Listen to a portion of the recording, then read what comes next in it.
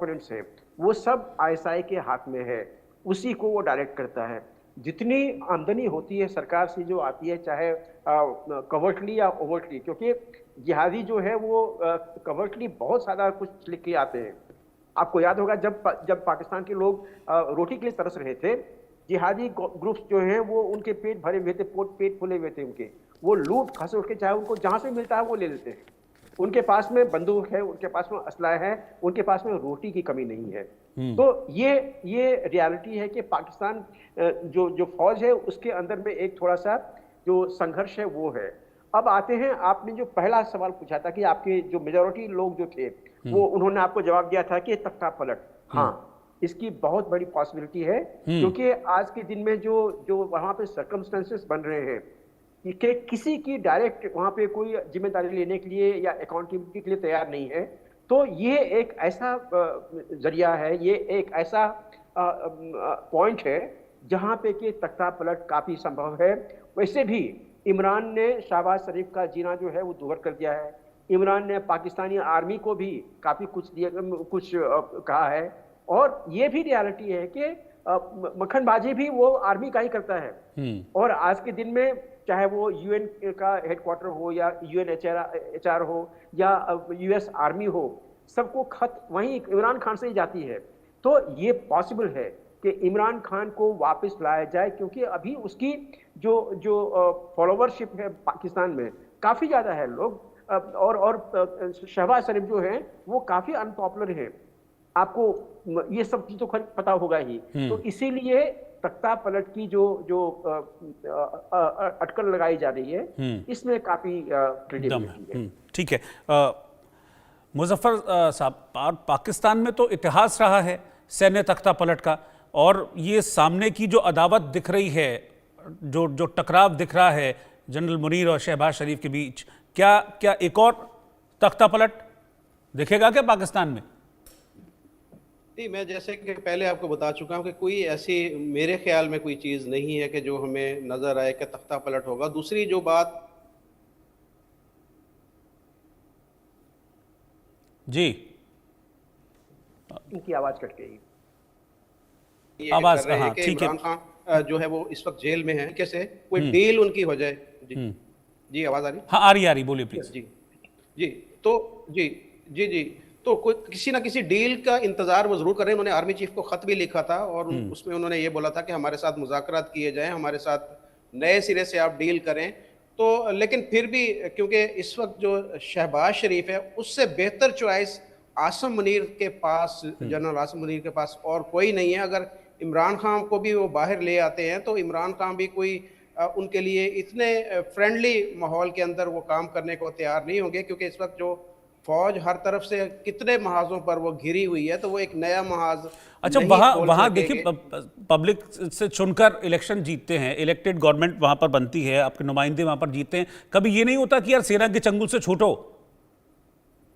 नहीं है हिम्मत इतनी वहाँ पर किसी भी हुक्मरान में, किसी भी नेता में कि सेना के चंगुल से छूट पाए? आपकी मुस्कुराहट हालांकि बहुत कुछ कह दे रही है, लेकिन फिर भी मैं सुनना चाहूँगा आपसे।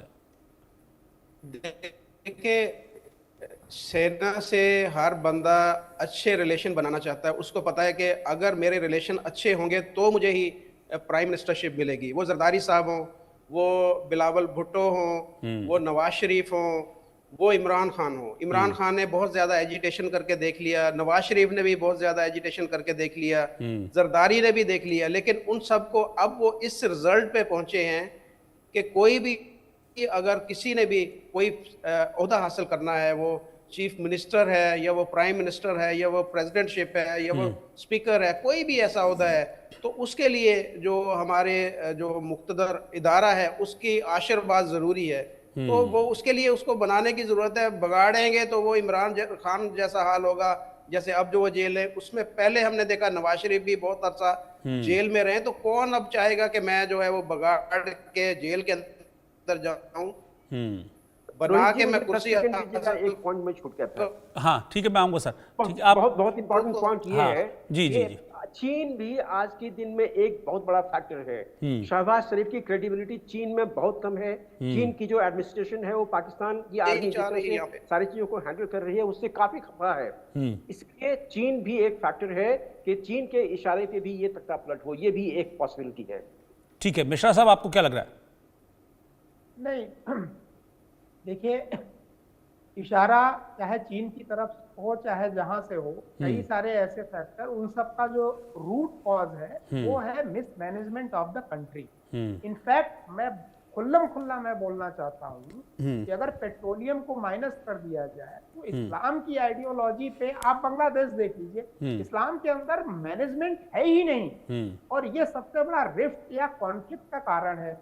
दूसरी इंपॉर्टेंट चीज मैं आपको बताऊं कि बोल रहे थे कि जी ये शहबाज शरीफ बहुत फ्रेंडली है, ऐसे है, वहां सिचुएशन ऐसी है ना कि कोई भी किसी को भी ले आवे, भाई इमरान खान आ जाएंगे तो वो भी क्या कर लेंगे जब कंडीशन इतनी खराब हो, चाइना भी वहां आकर के क्या कर लेगा जब कंडीशन इतनी खराब हो, बलूचिस्तान इकोनॉमिक प्रॉब्लम, खाने के लिए जो है दाने दाने को मोहताज है। और तख्ता पलट इसको कहते इल्जाम या मतलब बदनामी मत करिए। देखिए ये तख्ता पलट नहीं है साहब, ये रोटी पलट, जैसे हमारे यहाँ तवा पे रोटी पलटी जाती है ना, एक रोटी को पकाते वक्त जो है 1-1.5 मिनट में 5-6 बार पलट दिया जाता है।